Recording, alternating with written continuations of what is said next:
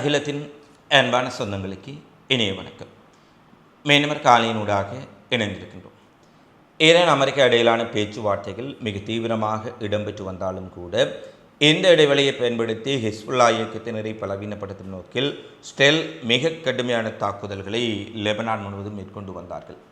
அதிலும் நேற்றைய தினம் பெய்ரூட்டின் பல பகுதிகள் மீது மிக கொடூரமான தாக்குதல்களை நடத்தப்போவதாக ஸ்டெல் அறிவித்த சூழ்நிலையில் ஈரான் விடுத்த பகிரங்க எச்சரிக்கை, அதை தொடர்ந்து நடைபெற்றிருக்கக்கூடிய திடீர் திருப்பங்கள் கடந்த 24 மணி நேரத்தில் லெபனான் களமுனையில் மிகப்பெரிய திருப்பங்கள் ஏற்பட்டிருக்கின்றன. எதிர்பாராத பல திருப்பங்களை ஈரானின் அறிவிப்பு ஏற்படுத்தி இருக்கின்றது. அது சார்ந்து தற்போது மிக முக்கியமான ஒரு அறிவிப்பையும் அமெரிக்கா வெளியிட்டிருக்கின்றார்கள். அது என்ன அறிவிப்பு, என்ன திருப்பங்கள் கடந்த 24 மணி நேரத்தில் லெபனான் களமுனையில் நடைபெற்றிருக்கின்றது என்பது குறித்த பிந்தைய நிலவரங்களை இந்த காணொலியில் தெளிவாக பார்க்கலாம்.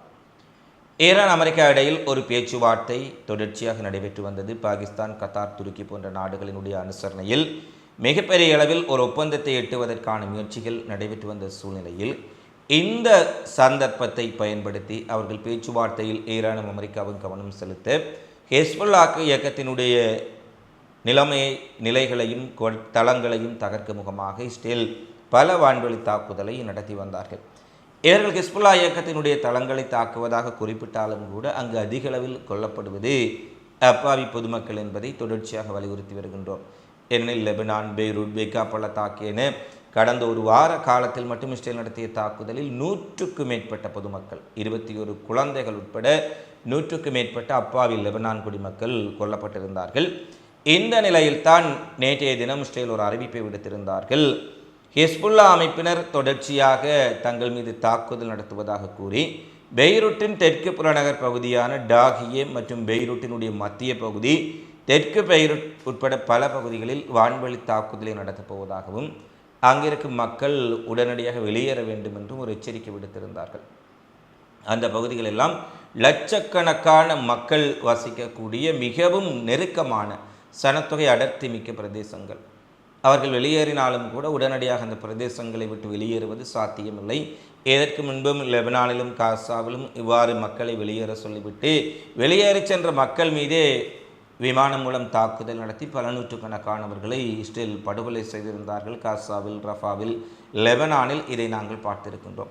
எனவே இப்படியான ஒரு பேரழிவை லெபனானுக்குள் ஏற்படுத்துவதற்கு இஸ்ரேல் மிகப்பெரிய முயற்சி செய்தார்கள். ஏனெனில் ஹிஸ்புல்லாக்கள் மீது வான்வழியாக தாக்குதல் நடத்தி பார்த்தார்கள், ட்ரோன்கள் மூலம் தாக்குதல் நடத்தி பார்த்தார்கள், உள்ளே தங்களுடைய உளவாளிகள் மூலம் பல ஹிஸ்புல்லாவினுடைய தலைவர்களை அடுத்தடுத்து நூற்றுக்கணக்கான தலைவர்களை படுகொலை செய்தார்கள்.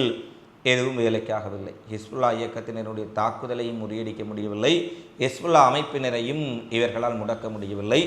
இந்த சூழ்நிலையில்தான் லெபனான் முழுவதும் ஒரு கொடூரமான தாக்குதலை நடத்தி ஆயிரக்கணக்கான மக்களை படுகொலை செய்து தன்னுடைய கொலை வெறியை தீர்த்து கொள்ளலாம் என்பது ஸ்டேலின் கணக்காக இருந்தது. ஏனெனில் டாகியா, பெய்ரூட் போன்ற பகுதிகள் மீது தாக்குதல் நடத்துவதான அறிவிப்பே லெபனானை மிகப்பெரிய அளவில் அதிர்ச்சிக்குள்ளாக்கி பேரிழப்புகளை ஏற்படுத்துவது.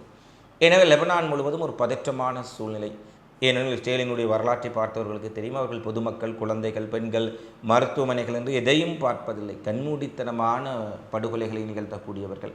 எனவே நேற்றைய தினம் மாலையின் பின்னர் இஸ்ரேலினுடைய அறிவிப்பு வெளியாகின்றது. மக்கள் பதற்றத்துடன் கையில் கிடைத்த பொருட்களை கொண்டு சிலர் வெளியேறுகின்றார்கள்.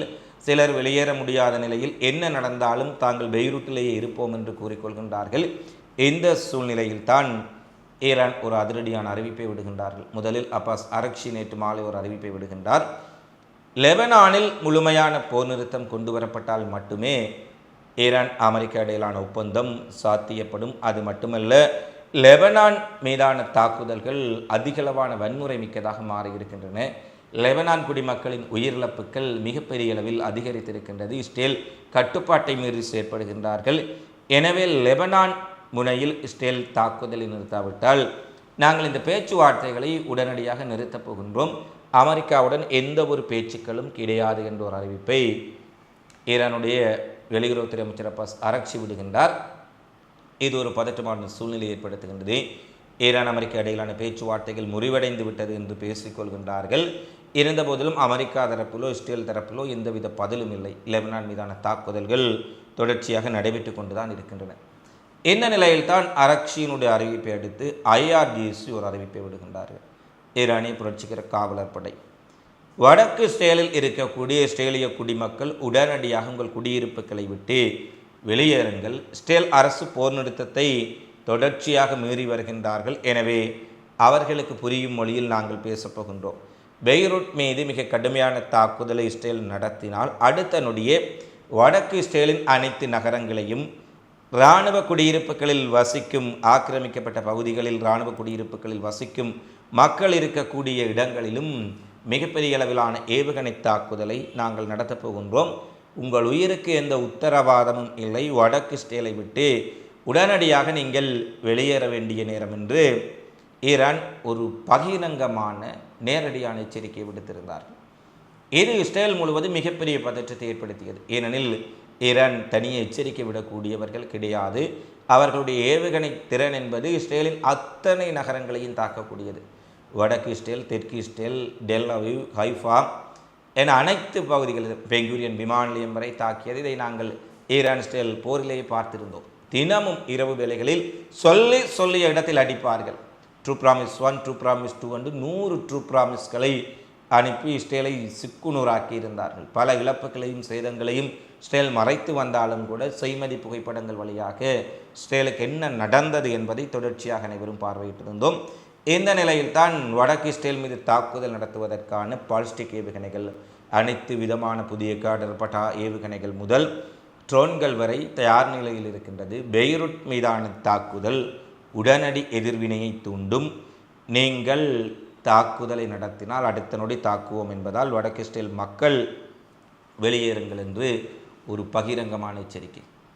அப்பாஸ் அரக்சியினுடைய எச்சரிக்கையை கண்டும் காணாமல் இருந்தவர்கள் IRGC விடுத்த எச்சரிக்கையை அடுத்து அமெரிக்கா ஆடி போய்விட்டார்கள். ஏனெனில் அமெரிக்காவில் ஏற்கனவே இந்த ஈரான் போரால் மிகப்பெரிய அளவில் பஞ்சாயத்து போய் கொண்டிருக்கின்றது. எப்படியும் ஒரு ஒப்பந்தம் அமைப்பதற்காக ட்ரம்ப் பாடுபட்டு கொண்டிருக்கின்றார் அல்லது முயற்சித்து கொண்டிருக்கின்றார்.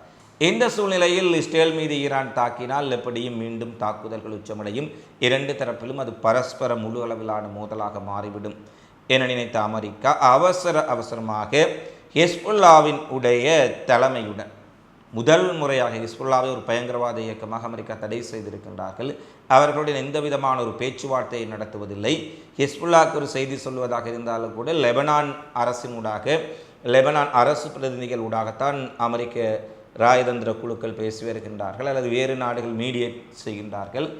இப்படியான சூழ்நிலையில் ஈரானின் அறிவிப்பை தொடர்ந்து அவசரமாக அமெரிக்க வரலாற்றிலேயே ஒரு மாபெரும் திருப்பு முனையாக தங்களால் பயங்கரவாத அமைப்பு என்று பிரகடனப்படுத்தப்பட்ட ஹிஸ்புல்லாவினுடைய உயர்மட்ட பிரதிநிதிகளுடன் அவசரமாக ட்ரம்ப் நிர்வாகம் பேச்சுவார்த்தை நடத்துகின்றார்கள். இந்த பேச்சுவார்த்தையின் முடிவில் இஸ்ரேல் எங்களுடைய நிலங்கள் பெய்ரூட்டு, லெபனான் பகுதிகளில் நடத்தும் தாக்குதலை நிறுத்தினால் உடனடியாக இஸ்ரேல் மீதான அனைத்து தாக்குதல்களையும் நாங்களும் நிறுத்தி விடுவோம் என ஹிஸ்புல்லா இயக்கம் அமெரிக்காவுக்கு அறிவிக்கின்றார்கள். அமெரிக்கா அவசரமாக நெதன்யாகுவுக்கு உடனடியாக லெபனான் பெய்ரூட் மீதான தாக்குதலை நிறுத்து, உன்னுடைய நடவடிக்கையால் ஒட்டுமொத்த பிராந்தியமும் பற்றி எரிய போகின்றது, இஸ்ரேல் மீண்டும் ஒரு ஆபத்தை சந்திக்கப் போகின்றது, உடனடியாக இஸ்ரேல் லெபனான் மீதான தாக்குதலையும் பெய்ரூட்டை நோக்கி செல்லக்கூடிய விமானங்களையும் நிறுத்த வேண்டும் என்று உத்தரவு பிறப்பிக்கப்படுகின்றது. ட்ரம்பினுடைய கோரிக்கையை அடுத்து உடனடியாக லெபனான் மீதான பெய்ரூட் மீதான தாக்குதலை தாங்கள் நிறுத்திக் கொள்வதாக இஸ்ரேல் அறிவிக்கின்றார்கள். அதாவது ட்ரம்புடன் நான் ஒரு மிக முக்கியமான தொலைபேசி உரையாடலை மேற்கொண்டேன். எந்த ஒரு இஸ்ரேலிய படைகளும் பெய்ரூட்டுக்குள் நுழையாது. ஏற்கனவே பெய்ரூட்டை நோக்கி சென்று கொண்டிருந்த இஸ்ரேலிய படைகளும் திருப்பி அழைக்கப்பட்டு விட்டார்கள் என்று நெதன்யாகு அறிவிக்கின்றார். அதாவது ட்ரம்ப் எப்பாடுபட்டாவது லெபனானில் ஒரு போர் நிறுத்தத்தை ஈரானின் கோரிக்கைக்கு அமைவாக ஈரானுடன் ஒரு ஒப்பந்தத்தை கச்சாத்திடும் சூழ்நிலையில் ஒரு போர் நிறுத்தத்தை அறிவிக்க வேண்டிய சூழ்நிலையில் தானே களமிறங்கி ஹிஸ்புல்லா போராளிகளுடன் உயர்மட்ட தலைவர்களுடன் பேச்சுவார்த்தை நடத்துகின்றார். லெபனான் அரசுடன் பேச்சுவார்த்தை நடத்துகின்றார். பின்னர் இஸ்ரேலுக்கு இதை அறிவித்த பின்னணியில் அமெரிக்காவின் அழுத்தத்தை தொடர்ந்து பெய்ரூட்டின் தகியே மாவட்டத்தின் மீது மிகப்பெரிய அளவில் தாக்குதல் நடத்தி படுகொலைகளை செய்ய இருந்த இஸ்ரேலிய போர் விமானங்கள் விமான நிலையத்திலேயே நிறுத்தப்படுகின்றன. உடனடியாக தெற்கு புறநகர் பகுதிகளில் நடத்தப்பட்ட தாக்குதலையும் நிறுத்துமாறு இஸ்ரேலுக்கு அறிவிக்கப்படுகின்றது. இந்த சூழ்நிலையில் தான் உலகமே ஈரானின் அமைதி பேச்சுவார்த்தை லெபனானில் இஸ்ரேல் நடத்தும் தாக்குதலால் முறிவடைந்து விடுமா என்று அஞ்சி போயிருந்தார்கள். மீண்டும் கச்சா எண்ணெயின் விலை உயர்வு, பொருளாதார நெருக்கடி, மத்திய கிழக்கு போர்க்களமாக மாறப்போகின்றதா என்ற அச்சத்திற்கு ஒரு தற்காலிக நிம்மதி கிடைத்திருக்கின்றது. லெபனான் போரில் ஒரு எதிர்பாராத ஒரு திருப்பமாக ட்ரம்ப் நேரடியாக இஸ்ரேல் மற்றும் ஹிஸ்புல்லா ஒரு போர் நிறுத்தத்தை எட்டியிருப்பதாகவும் இரண்டு தரப்பும் தாக்குதலை நிறுத்தியிருப்பதாக தன்னுடைய ரூத் சோஷியல் மீடியாவில் அறிவிக்கின்றார். அதனைத் தொடர்ந்து இன்று காலை அவர் வெளியிட்ட அறிவிப்பில் அதிவேகத்தில் ஈரானுடனான பேச்சுவார்த்தைகள் நடைபெற்று கொண்டிருக்கின்றது, விரைவில் ஒரு நல்ல செய்தி உலகிற்கு கிடைக்கும் என்று சொல்லி அதற்கு சுபம் போடுகின்றார். எனவே ஈரானின் உடைய இந்த மிரட்டல், பகிரங்கமான எச்சரிக்கை இஸ்ரேலை மட்டுமல்ல அமெரிக்காவையும் நடுங்க வைத்திருக்கின்றது என்று தான் சொல்ல வேண்டும். ஏனெனில் வடக்கு இஸ்ரேலுக்குள் ஏற்கனவே ஈரானிய ஏவுகணைகள் பல இடங்களை சின்னாபின்னமாக்கிவிட்டன. மீண்டும் வடக்கு இஸ்ரேலை குறிவைத்து ஈரான் தாக்குதல் நடத்தினால் இஸ்ரேலினால் தாக்குப்பிடிக்க முடியாது என்பதை அமெரிக்கா உணர்ந்திருந்தார்கள். ஈரானின் உடைய மிரட்டல் எச்சரிக்கையை தொடர்ந்து லெபனானில் உடனடியாக அமெரிக்கா கொண்டு வந்த போர் நிறுத்தம் மத்திய கிழக்கு நாடுகளின் புருவங்களை உயர்த்தி இருக்கின்றது. எப்படியும் இஸ்ரேலும் அமெரிக்காவும் இணைந்து ஈரானை துவம்சம் செய்து விடுவார்கள், நாங்கள் பின்கதவு வழியாக சிறிய ஆதரவுகளை கொடுத்துவிட்டு பின்னர் அமெரிக்காவின் உடைய கூட்டாளிகள் இந்த பிராந்தியத்தில் கெத்தாக இருக்கலாம் என்று நினைத்தவர்களுக்கு ஈரானை தொடுவதற்கு அமெரிக்கா கூட தற்போது அச்சத்தில் இருக்கின்றார்கள்.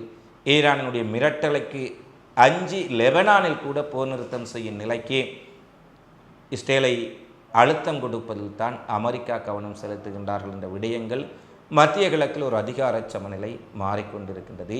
ஈரான் ஒரு தவிர்க்க முடியாத சக்தியாக இந்த பாரசீக தேசம் உருவாகி கொண்டிருக்கின்றது என்பதுதான் நிதர்சனம். எதுபடியாக இருப்பினும் லெபனானில் தற்போது அறிவிக்கப்பட்ட போர் நிறுத்தம் அங்குள்ள மக்களுக்கு அமைதி ஏற்படுத்தி இருக்கும். போரற்ற, இரத்தமற்ற, பிணங்களற்ற ஒரு அமைதியான தேசம் உருவாக வேண்டும் என்பதுதான் அனைவருடைய விருப்பம். இந்த போர் நிறுத்தம் வரவேற்புக்குரியது.